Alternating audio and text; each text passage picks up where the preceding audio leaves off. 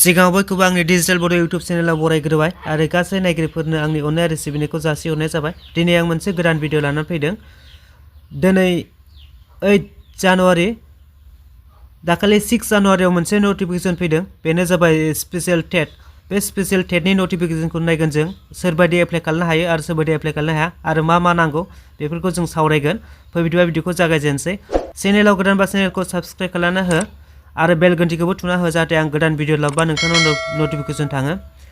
आरो न'खरनि लोगो दोगोफोरनोबो भिडिअखौ शेयार खालामलायबानो जाबाय जाहाथे बयबो मिथिलायो। फै दाना भिडिअखौ जागायजेनसै। आं क्रोम ब्राउजारखौ खेवनानै लाबाय, ओमफ्राय नैबे क्रोम ब्राउजाराव सार्च खालायगोन sevaonline.org होननाय। आं बिनि लिंकखौ डिसक्रिप्शनावबो होनानै होगोन, नोंथांमोना डिसक्रिप्शनाव थांनानै चेक खालामनो हागोन। नैबाव फैबाय, बाव फैनायनि उनाव आं जाय मानसिफोरा आंनि रेगुलार भिडिअ नायो बिथांमोना मिथिखायो आं डेस्कटप साइडखौ अन खालामनानै लाखाबाय नै, जाहाथे गुवार नुयो। ओमफ्राय नैबाव सेरना होनोसै, ओमफ्राय बाव सेरबानो नैबाव ओंखारगोन नै link for online application submission of specially Assam teacher eligibility test TET 2026 सरि 2026। ओमफ्राय बाव क्लिकआव होनोसै, ओमफ्राय बाव फैबा बिदि ओंखारगोन नै बेयो स्टार्ट जादों 7 जानुवारिनिफ्राय, ओमफ्राय बे जोबगोन नै 7 फेब्रुवारिसिम जोबगोन। ओमफ्राय बेनि लास्ट पेमेन्ट अपसना पेमेन्ट दं दै, पेमेन्ट खालामनांगौ फर्म फिलआप खालामनानै एग्जाम फिनि दानो आरो पेमेन्ट खालामनांगौ। ओमफ्राय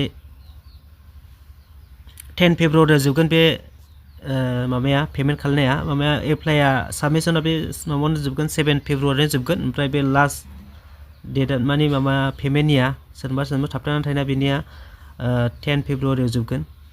ओमफ्राय एडभार्टाइजखौ नायग्रोनोसै जों, नैबे डाउनलड एडभार्टाइजमेन्ट ओरै नटिफिकेसन थांदों नै बाव खालामबानो जायो। डाउनलड एडभार्टाइजमेन्टआव सेरबाय जों, ओमफ्राय नैबेनो ओंखारबाय नै पिडिएफ फाइल। आं बिनि लिंकखौ डिसक्रिप्शनाव होना होगोन आरो बे साइटआव फैनानैबो डाउनलड खालामनानै नायनो हागोन नोंथांमोना, जुदि माखासेखौ बुजियाखैबा। नङाबा आं डाइरेक्ट लिंकखौ होना होगोन, नोंथांमोना डाउनलड खालामनानै एसे नायनानै लाबानो जाबाय। नै आसाम गभार्नमेन्टनि बियो। ओमफ्राय बाव दङ नै बड', गार', मणिपुरि एन्ड हामार मिडियाम सोना होदों नै। नटिफिकेसना 6 आवनो फैदों दे, 6 जानुवारि। ओमफ्राय दिनै 8 जानुवारि जाबाय, मैयानिफ्राय जागायजेनबाय माने एप्लाइआ। एप्लाइनि भिडिअखौ आं उनाव लानानै फैसिगोन, आं जास्ट बे एडभार्टाइजमेन्टखौ खोन्थाग्रोनोसै। ओमफ्राय मा नांगौ मा नाङा एसे खोन्थानोसै नै एलिजिबिलिटि क्राइटेरिया।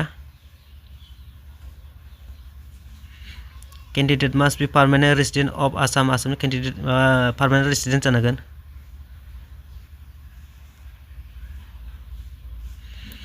ओमफ्राय नैबेखौ नायनानै लाबानो जाबाय। आं बांद्राय फरायनानै खोन्थाबाय थाला नै, बेफोरखौ नायनानै लादो।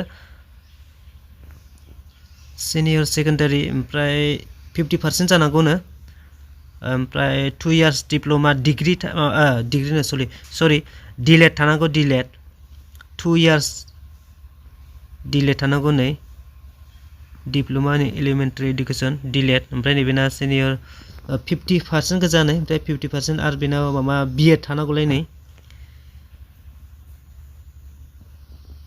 50% बेनाबो नैबेनाबो सिनियर सेकेन्डारि माने हाई सेकेन्डारि। ओमफ्राय 2 इयार्स डिप्ल'मा डिलेट नांजोबगौ। ओमफ्राय नैबेना नै graduate and 2 years diploma in graduate जानानै नैबेना 2 इयार्सनि डिलेट थानांगौ। ओमफ्राय ग्रेजुवेटआ बेना पार्सेन्टेज बियाखै, गासैबो पार्सेन्टेज गोजा नै 50% जाजोबनांगौ। बेनिखायनो जाय बिथांमोना 50% बिथांमोनाल' एप्लाइ खालामनो हासिगोन, जाय बिथांमोना 50% गैया बिसोरो नायनांसिगोन। आरो सोरबा ग्रेजुवेट जादोंबा पार्सेन्ट गैयाबाबो नैबेखौ एप्लाइ खालामनो हागोन। नैबे डिलेट थानांगौ बेबो, ओमफ्राय बे डिग्रियाव पार्सेन्टेज बियाखै बेना। ओमफ्राय नैबे माबानो जाबाय, दहायना माबामोन 1 to 5 मोन टेटआ लवार प्राइमारि, ओमफ्राय दानिया नै आपार प्राइमारि। बेना बेनिखौ नायनोसै दाना नै ग्रेजुवेट 2 इयार्स डिलेट, बेबो हनै बेनि गोजौनि बायदिनो ग्रेजुवेट जानांगौ, ओमफ्राय 2 इयार्सनि डिलेट थानांगौ नै। ओमफ्राय बेना ग्रेजुएसन 50% ओमफ्राय B.Ed बेना 55% B.Ed नायना लादो आं खोन्था हरजोबला सेन्टार जागोन बियो ओमफ्राय नै पेमेन्टनिया नै जेनेरेल केटेगरिया 555 ओमफ्राय SC STP STH OBC MOBC ना 450 450 ओमफ्राय PWD ना 300 ओमफ्राय पेपार 2 नाबो जेनेरेल केटेगरिना 555 ओमफ्राय SC ST STH OBC MOBC ना 450 PWD ना 300 गासिबो एखे ओमफ्राय नैबे साइडआवनो बानायगोन बे साइडआवनो कार्ड दंखायो जोङो ओमफ्राय नै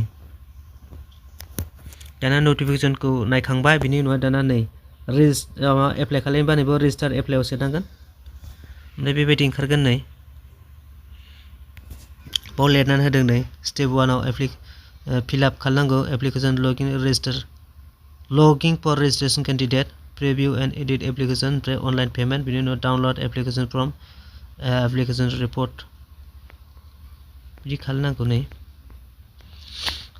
ओमफ्राय डकुमेन्ट्सनि साइजआ बाव दंजोबो नै document image must be JPG बे मामोन जाखो डकुमेन्ट्सनिया नै 350 KB नै JPG आनो जायो ओमफ्राय बेनि हाइट वाइड लिरनाय दङ नै ओमफ्राय फट'निया 35 KB फट' 35 KB जानांगौ ओमफ्राय हाइट वाइड लिरनाय दं नै बिटुइन 250 पिक्सेल ओमफ्राय 320 पिक्सेल्स ओमफ्राय वाइडबो दं नै बेफोरखौ नायनानै बानायनांगोन नङाबा जानाय नङा ओमफ्राय सिगनेचार नांगौ सिगनेचारा नै 30 KB नांगौ ओमफ्राय बेनि पिक्सेलाबो होनाय दं नै बिदि नायनानै डकुमेन्ट्सखौ रेडि खालामनानै लाखानांगौ आं उनाव भिडिअ लाबोगोन उननि भिडिअआव गासैबो डिटेल्स खोन्थाजोबगोन दिनैनि थाखाय एसेनोसै होमबा जाय बिथांमोना एप्लाइ खालामो बिथांमोना भिडिअखौ मोजाङै नायदो ओमफ्राय आं एप्लाइनि भिडिअखौ उनाव लाना फैगोन दिनैनि थाखाय एसेनोसै होमबा भिडिअखौ जोबजासिम नायनायनि थाखाय गोजोन्थों थेंक इउ